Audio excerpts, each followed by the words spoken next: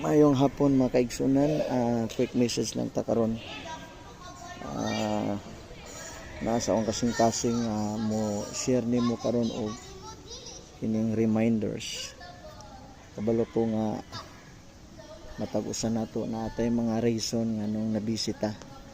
Pero gusto ko mo dasig nimo nga mas maayo pod nga naatay kadasig sa pagpangalagad sa Ginoo. Mungutana ko nimo na ba kay kadasig kanang ka nga nadasig ka kay naa kay ministry, nadasig ka kay naamoy Bible study, nadasig ka kay naamoy mga activities sa church.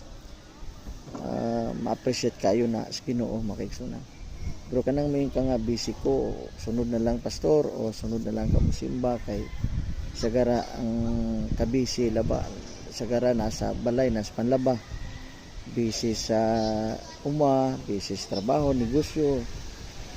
So makaigsunan, akomodasig nimo tagaig ka busy ang Ginoo. Nabitaw na busy ka kay naa kay prayer meeting, na busy ka kay na kay prayer fasting, na busy ka kay naamoy Bible study. Naibuluhaton sa Ginoo. So manay-nindot kayo nga ka busy. Nagtuo ko nga ang atong mga pagpangabudlay ng Bible nga dili makawang ang atong mga paghago, basta paghago para sa Ginoo. Dili malupigan ang panalangin sa Ginoo makaigsunan kaysa kakugi sa tao mato pa sa Bible. So kana na makaigsunan, salamat sa imong pagpaminaw.